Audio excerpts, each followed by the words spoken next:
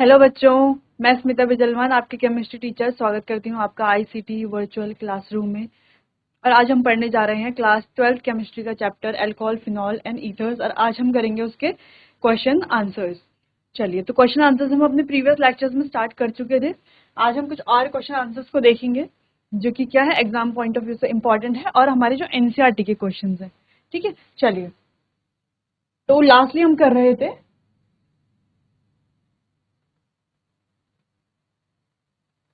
give the equation for of reactions in the preparation of phenol from cumene. तो cumene से phenol बनाने की जो रिएक्शन है वो यहाँ पर हमें पूछा जा रहा है क्वेश्चन में कि वो इक्वेशन दीजिए, रिएक्शन दीजिए। तो क्या क्यूमीन हमारा क्या होता है, बेंजीन रिंग पे ये जो हमारा क्या होता है आइसोप्रोपाइल चेन होती है, वो हो गया हमारा क्यूमीन। ठीक है, तो यहाँ पर हमने O2 की प्रेजेंस में ये बनता है हमारा आगे H पॉजिटिव,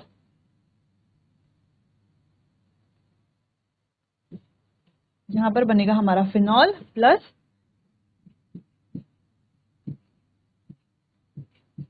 ये बन गया हमारा बाय प्रोडक्ट। इस तरीके से ये रिएक्शन होती है। चलिए, यहाँ तक तो आपको समझ आ गया होगा।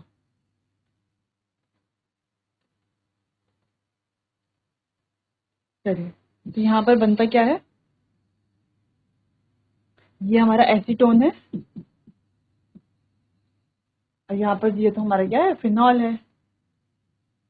ठीक है, चलिए, अगला क्वेश्चन है preparation of phenol from chlorobenzene. अब क्लोरोबेंजीन से फिनॉल बनाने की जो प्रिपरेशन है वो दीजिए। तो क्लोरोबेंजीन से तो इजीली हम फिनॉल के बना सकते हैं कि क्लोरोबेंजीन को फ्यूज करना है हमें किसके साथ, 2NaOH के साथ। ठीक है, टेम्परेचर कितना रखना है, 63 K रखना है और एटमॉस्फेरिक प्रेशर यानी कि जो हमारा प्रेशर है वो क्या होगा, 320 ATM। ठीक है, टू प्रोड्यूस सोडियम फेनॉक्साइड। तब क्या बनाएगा ये हमारा सोडियम फेनॉक्साइड यहाँ पर प्रिपेयर होगा।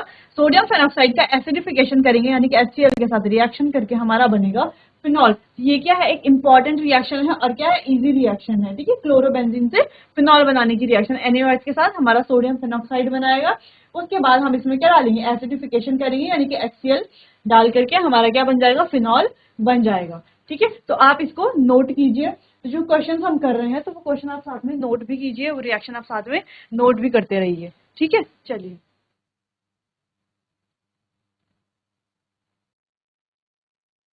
चलिए, अगला क्वेश्चन है हमारे पास, mechanism of hydration of ethene to ethanol. यानी कि इथीन, इथीन क्या होता है हमारे पास, CH2 डबल बॉन्ड, CH2 से हमें बनाना है इथेनॉल।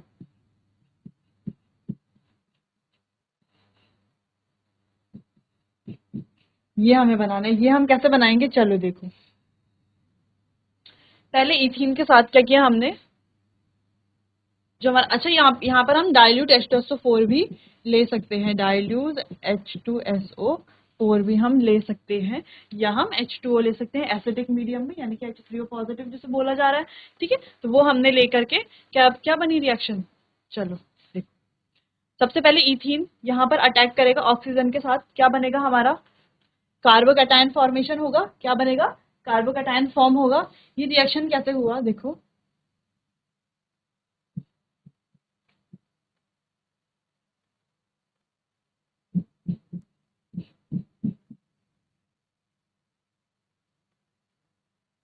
Plus HOH।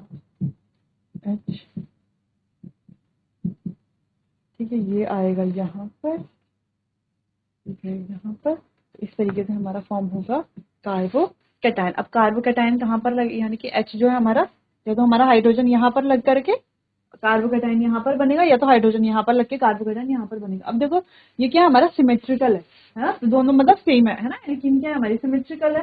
तो यहाँ पर कार्बोकैटायन यहाँ पर बने, यहाँ पर बने, बात क्या है, सेम ही है। ठीक है, तो कार्बोकैटायन बनाएंगे तो इस तरीके से बनेगा हमारा कार्बोकैटायन।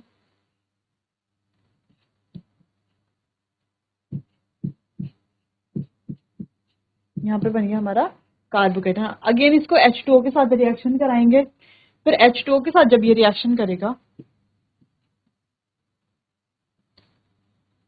ठीक है, तो क्या बनेगा हमारा, देखो, कार्बोकेटायन क्या पॉजिटिव है ना, वहां पर क्या पॉजिटिव चार्ज है, यहाँ पर क्या हमारे लोन पेयर्स हैं। ठीक है, तो पॉजिटिव चार्ज कहाँ जाएगा, लोन पेयर के पास जाएगा ना, पॉजिटिव चार्ज जाएगा कहाँ, लोन पेयर के पास ही तो जाएगा। ठीक है, तो किस तरीके से ये बनेगा यहाँ पर,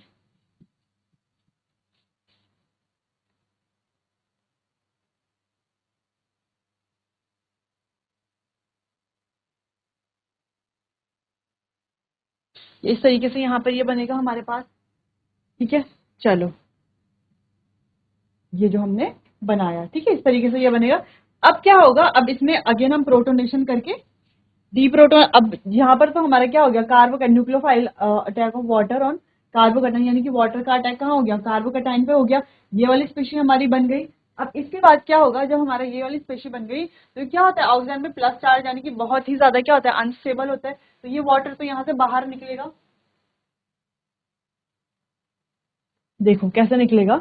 अब ये हमारा H2O आया, इसने यहाँ पर अटैक करा, ठीक है, तो यहाँ पर क्या बन गया, हमारा अल्कोहल बन गया और हमारा H3O क्या हो गया, वापस आ गया। ठीक है, इसने यहाँ पर क्या, इसने अपने इलेक्ट्रॉन यहाँ पर देकर के ये क्या हो गया, H2O के साथ बाहर निकल गया ना। यहाँ पर देखो यहाँ पर हो क्या रहा है, यहाँ तक तो समझ आया कि H2O ने अटैक किया और फिर यहाँ पर H2O इसके साथ आ गया। ठीक है, फिर यहाँ पर क्या हुआ, यहाँ पर ये H2O के साथ क्या है, यहाँ पर O पॉजिटिव है, यहाँ पर क्या है, हाईली अनस्टेबल है। तो ये H क्या करेगा, अपने इलेक्ट्रॉन यहाँ पर दे करके कहाँ चला जाएगा, H2O के साथ बन करके H3O बन करके बाहर निकल जाएगा और यहाँ पर मिल जाएगा हमें हमारा एल्कोहल, यानी कि इथेनॉल जिसे हम बोलेंगे। क्या मिलेगा यहाँ पर हमें, हमारा इथेनॉल। तो रिएक्शन कैसे हुई ये आपको समझ आ गई होगी। ठीक है, चलिए ये भी ऐसी बात।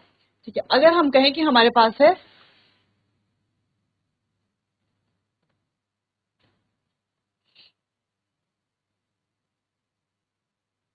ये, इसे हम अल्कोहल में कैसे कन्वर्ट करेंगे।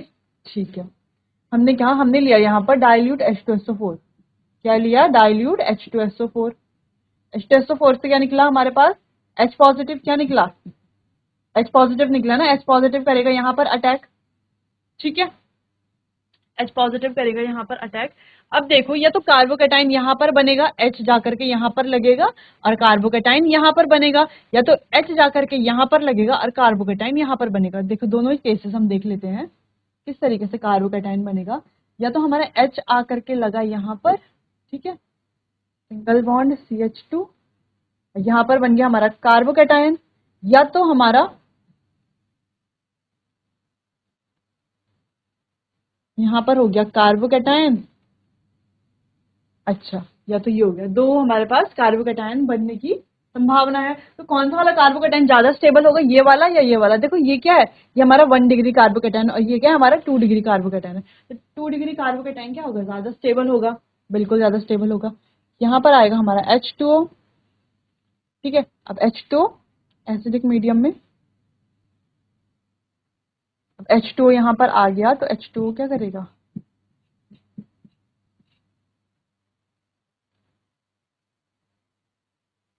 यहाँ पर आ गया हमारा पॉजिटिव चार्ज। पॉजिटिव चार्ज क्यों आया ये समझ आया ना, क्योंकि क्या है, इसके साथ रिएक्ट कर रहा है ना वो, इसीलिए। चलो अपने वैलेंस शेल के इलेक्ट्रॉन, ठीक है, यहाँ पर दिए तो क्या आ गया, यहाँ पर पॉजिटिव चार्ज आ गया। ठीक है,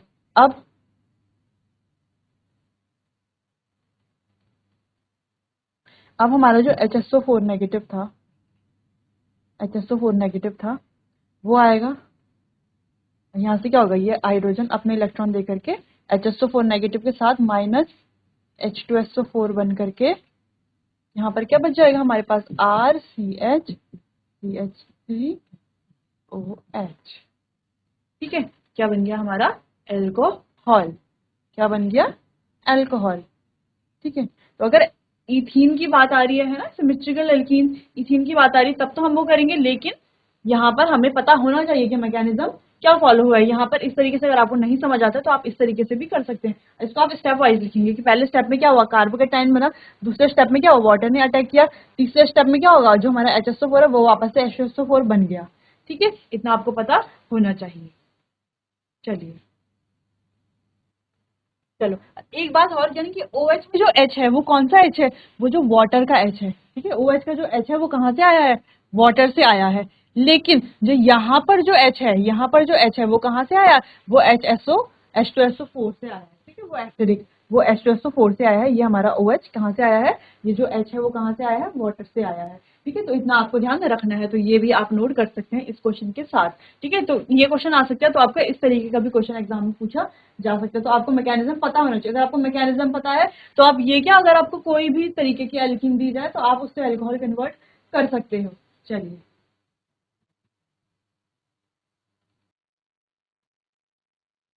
चलिए इतना समझ में आया होगा, आपने नोट कर लिया होगा। आगे, you are given a benzene, आपको एक बेंजीन दिया गया है, उसमें कंसंट्रेटेड H2SO4 दिया गया है और NaOH दिया गया है। तो आपको क्या बनाना है, right the equation for the preparation of phenol, आपको फिनॉल के प्रिपरेशन की एक इक्वेशन बनानी है।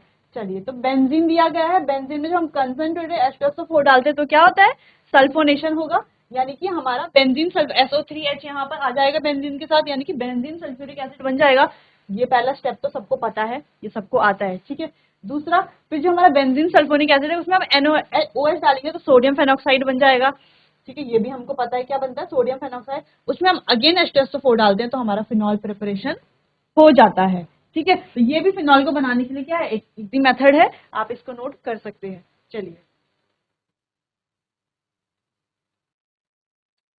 चलिए फिर ये तो आपको समझ आ गया होगा, बिल्कुल आ गया होगा समझ। चलिए आगे, how will you synthesise one phenyl ethanol from a suitable alkene, एक सुटेबल एल्कीन से आप वन फिनाइल इथेनॉल कैसे फॉर्मेशन करोगे। अब वन फिनाइल इथेनॉल है ना, यहाँ पे एक एल्कीन दी गई है, तो एल्कीन क्या होनी चाहिए हमारी,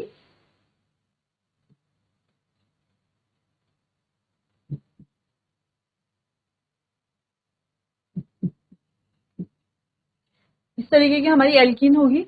ठीक है, तो फिनाइल इथेनॉल कैसे बनेगा एल्कीन से, एल्कीन की हेल्प से। अभी हमने ऊपर एल्कीन से क्या बनाया था, एल्कीन से क्या बनाया था, फिनॉल बनाया था ना, बनाया था, एल्कीन से फिनॉल बनाया था, अल्कोहल बनाया था, एल्कीन से अल्कोहल बनाया था। ठीक है, तो यहाँ पर भी हमें एल्कीन से अल्कोहल बनाना है, तो बन जाएगा ये हमारी एल्कीन, ये हम एल्कीन यहाँ पर यूज करेंगे। ठीक है, हमें प्रोडक्ट भी तो देखना है ना, प्रोडक्ट क्या बन रहा है ना, प्रोडक्ट ये बन रहा है, फिनाइल इथेनॉल बन रहा है, तो यानी कि जो मेरा रिएजेंट, जो हमारा रिएक्टेंट है वहां पर भी कुछ फिनाइल होगा। ठीक है, चलो, यानी कि जो हमने अभी ऊपर मेथड पढ़ा उसको दोबारा से करना है। इस तरीके से ये हमारी एल्कीन है, ठीक है, फिनाइल इथीन है, यहाँ पर H2H पॉजिटिव करके, ठीक है, यहाँ पे हाइड्रोलिसिस एसिडिक मीडियम में हाइड्रेशन से क्या बन गया, हमारा फिनाइल इथेनॉल बन गया। अब इसका मैकेनिज्म आपको पता है ना, मैकेनिज्म क्या हुआ कि ये बॉन्ड पहले यहाँ पर ब्रेक हुआ। ठीक है, ये बॉन्ड यहाँ पर ब्रेक हुआ तो क्या बना हमारा, बॉन्ड के ब्रेक होने के बाद क्या बना हमारा, कार्बोकेटाइन बना। अब कार्बोकेटाइन यहाँ पर बनेगा या यहाँ पर बनेगा, देखो कार्बोकेटाइन यहाँ पर बनेगा, यहाँ पर बनेगा तो 2 डिग्री कार्बोकेटाइन होगा, यहाँ पर बनेगा तो ज्यादा स्टेबल कार्बोकेटाइन बनेगा। ठीक है, यहाँ पर हमारा कार्बोकेटाइन बना, फिर हमने H2O का यहाँ पर अटैक हुआ, यहाँ पर हमारा H2O आकर के लगा। ठीक है, जब हमारा H2O आकर के यहाँ पर लगा, फिर दोबारा से हमने क्या किया, वहां पर हमारा जो एस वो था, क्या बोलते हैं, H3O पॉजिटिव था, वो वापस से डाला, वहां से हमारा H अपने इलेक्ट्रॉन देकर के निकल गया और वहां पर हमारा OH आ गया, यानी कि हमारा बन गया वन फिनाइल इथेनॉल। इसका मैकेनिज्म आप खुद से लिखेंगे, वो है आपका होमवर्क, या आप अभी लिख लीजिए, उसका जो मैकेनिज्म है आप इसके साथ साथ लिख लीजिए। कौन सा मैकेनिज्म, सेम मैकेनिज्म जो हमने ऊपर फॉलो किया है, यहाँ पर हमने ये मैकेनिज्म फॉलो किया है, सेम मैकेनिज्म आपको इसी तरीके से, सेम मैकेनिज्म आपको यहाँ पर करना है। ठीक है, चलिए सेम मैकेनिज्म आपको यहाँ पर करनी है, आप कीजिए।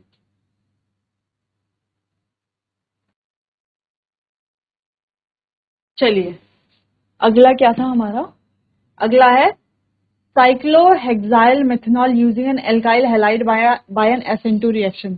चलिए, ये भी हम पढ़ चुके थे जब हम प्रिपरेशन मेथड्स पढ़ रहे थे, तो ये हमने वहां पर पढ़ा था। चलो, यानी कि क्लोरो मिथाइल साइक्लोहेक्सेन को ट्रीट कराएंगे हम सोडियम हाइड्रोक्साइड के साथ, यानी कि NaOH के साथ, बन जाएगा हमारा साइक्लोहेक्साइल मेथनॉल। ठीक है, चलो ये रिएक्शन तो इजी थी। चलो, और यहाँ पर बाय प्रोडक्ट क्या आ गया, NaCl, और यहाँ पर आ गया CH2OH। ठीक है, यानी कि यहाँ पे अल्कोहल और यहाँ पे हमारा NaCl। ठीक है, चलिए अगला था कि वन क्लोरोपेंटीन, यानी कि पेंटेन वन ऑल, क्लोरोपेंटीन से पेंटेन वन ऑल बनाना है। चलो, क्लोरोपेंटेन हमारे पास है, NaOH डालेंगे, सेम हमारी जो ऊपर रिएक्शन हुई सेम वही रिएक्शन है, यहाँ पर हमने एराइल लिया है, यहाँ पर हमने एल्काइल लिया है। सेम रिएक्शन ऊपर और नीचे क्या है, सेम रिएक्शन। तो ये आप नोट कीजिए अपनी कॉपी में, ठीक है। आपको कोई डाउट हो रहा है रिएक्शन को पढ़ने में या समझने में, तो आप मुझसे पूछ सकते हैं, ठीक है। वैसे हम ये सब चैप्टर में पढ़ चुके हैं। यहाँ पर क्या हो रहा है, क्वेश्चन आंसर के साथ साथ हम क्या कर रहे हैं, उसका एक क्विक रिवीजन भी हो जाएगा हमारा, ठीक है। चलिए, तो आप इसको नोट कीजिए।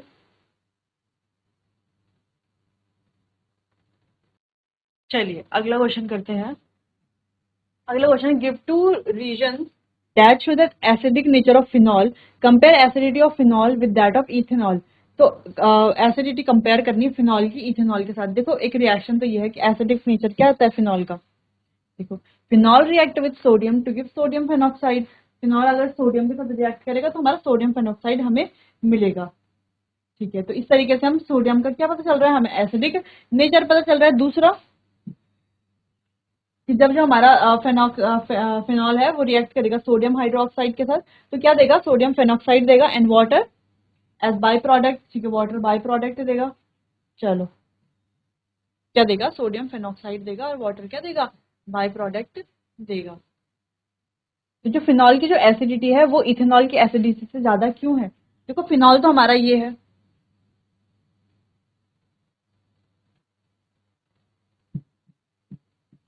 फिनॉल, इथेनॉल,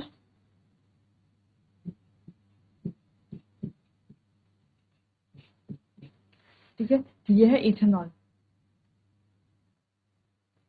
ठीक है। तो जब फिनॉल क्या होगा हमारा, फिनॉल का जब कॉन्जुगेट बेस बनेगा, है ना, क्या बनेगा, कॉन्जुगेट बेस बनेगा। और जब इथेनॉल का कॉन्जुगेट बेस बनेगा, क्या बनेगा, कॉन्जुगेट बेस बनेगा, तो वो क्या होगा, वो क्या होगा, तो जो फिनॉल का जो कॉन्जुगेट बेस होगा वो क्या होगा,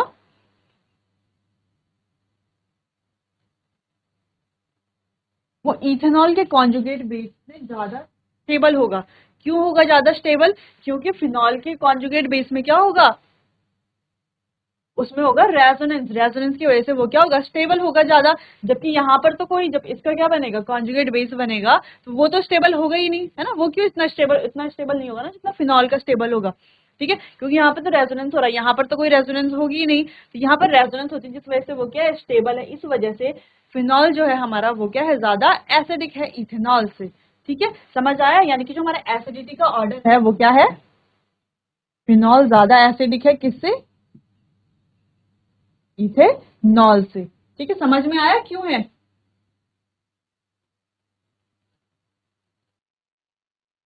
देखो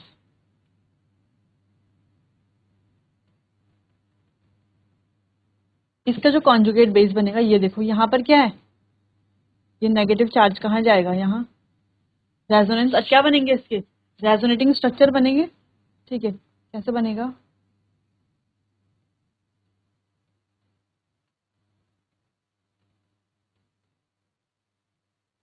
इस तरीके से। और भी क्या बनेंगे, इसके रेजोनेटिंग स्ट्रक्चर बनेंगे। जबकि इसका कोई रेजोनेटिंग स्ट्रक्चर बनेगा ही नहीं, आगे नहीं बनेगा ना कोई रेजोनेटिंग स्ट्रक्चर, इसीलिए जो हमारा फिनॉल है वो क्या है, ज्यादा स्टेबल है। चलिए इसकी थ्योरी भी पढ़ लेते हैं। The acidity of phenol is more than that of ethanol. Phenol की एसिडिटी क्या है, इथेनॉल से ज्यादा है। क्यों है, this is because after losing a proton the phenoxide ion undergo resonance, यानी कि एक प्रोटॉन लूज करने के बाद ये क्या है हमारा, रेजोनेंस में जाता है ना। आगे इसके और क्या बनेंगे, रेजोनेटिंग स्ट्रक्चर्स बनेंगे।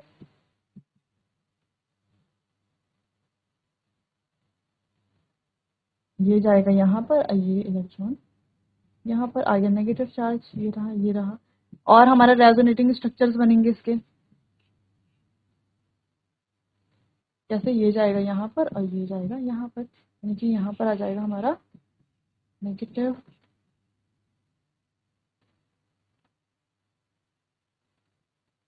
ठीक है। इस तरीके से यहाँ पर दोबारा ये क्या जाएगा, रेजोनेंस में जाएगा।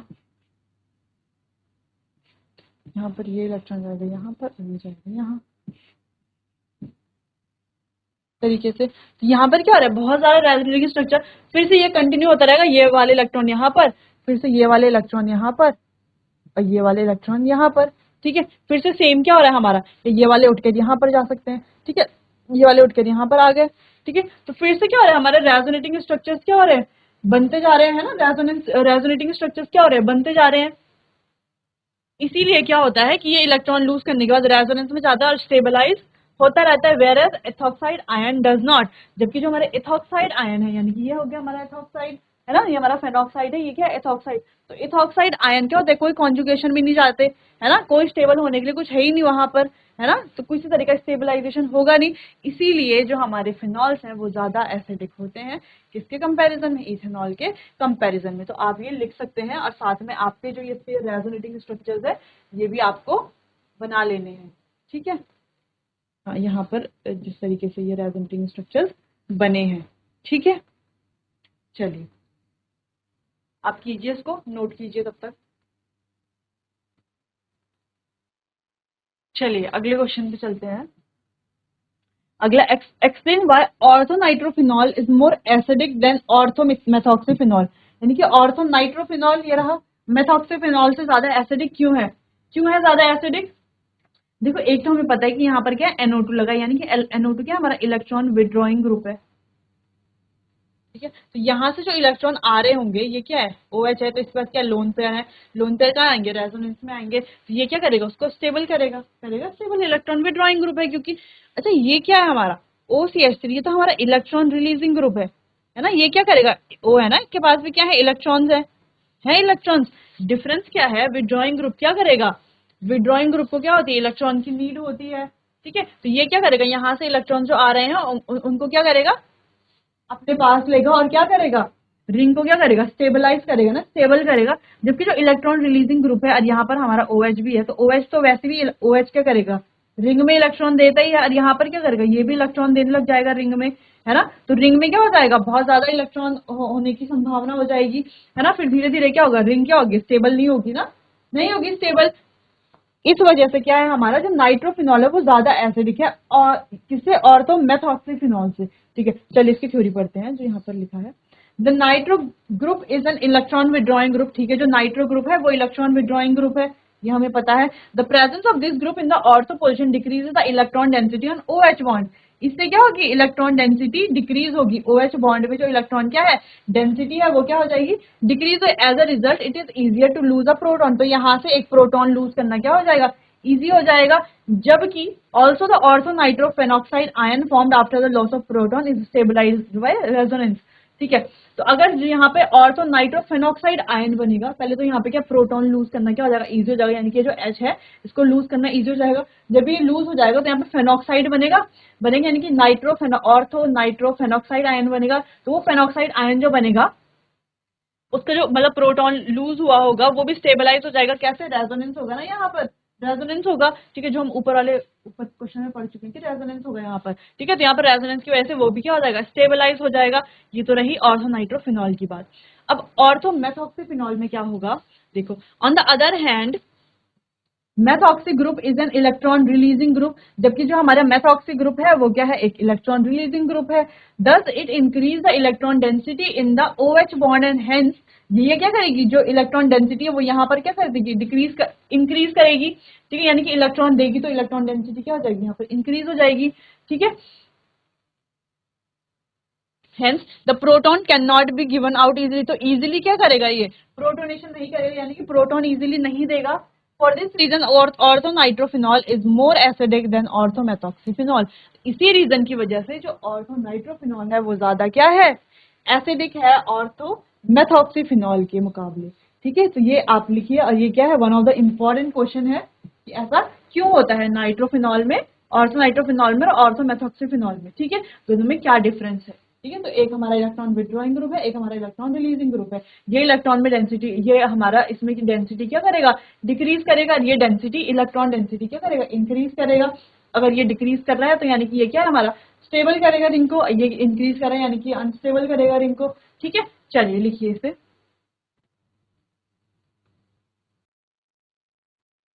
चलिए अगले क्वेश्चन की तरफ बढ़ते हैं।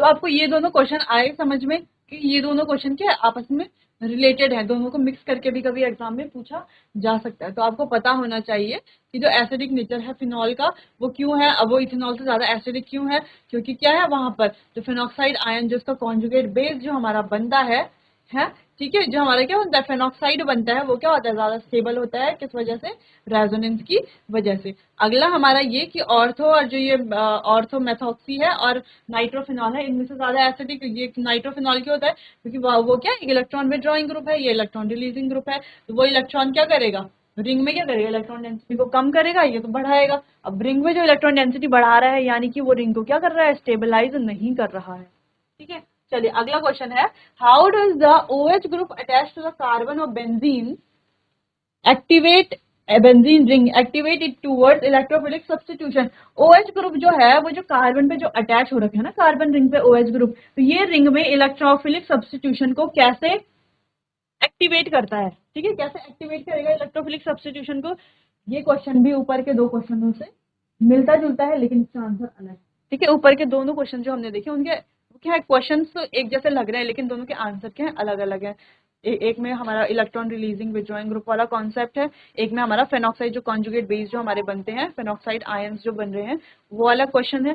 चलिए अगला, क्यों करता है कि जो OH ग्रुप होता है वो इलेक्ट्रॉन डोनेटिंग ग्रुप होता है, OH का इलेक्ट्रॉन डोनेटिंग ग्रुप होता है, तो बेंजीन रिंग में क्या करेगा, देखो यहाँ पर जब वो क्या करेगा रेजोनेटिंग स्ट्रक्चर्स बनाएगा तो इलेक्ट्रॉन डेंसिटी ऑर्थो और पैरा पोजिशन में क्या हो रही है, ज्यादा हो रही है, जिस वजह से बेंजीन रिंग जो होगी वो एक्टिवेट हो जाएगी इलेक्ट्रोफिलिक सब्स्टिट्यूशन की वजह से, ठीक है। दस increase in the electron density in the benzene ring, benzene ring में इलेक्ट्रॉन डेंसिटी इंक्रीज हो रही है, किसकी वजह से, वो हम इन रेजोनेटिंग स्ट्रक्चर्स की मदद से देख सकते हैं। देखो कहाँ कहाँ पे इलेक्ट्रॉन डेंसिटी है, यहाँ पर, यहाँ पर, यहाँ पर, यहाँ पर, तो क्या ये तो इलेक्ट्रॉन दे ही रहा है रिंग में, ठीक है ना। तो इस वजह से क्या होता है, वो जो इलेक्ट्रोफिलिक सब्स्टिट्यूशन के लिए क्या हो जाती है, रिंग एक्टिवेट हो जाती है, ठीक है।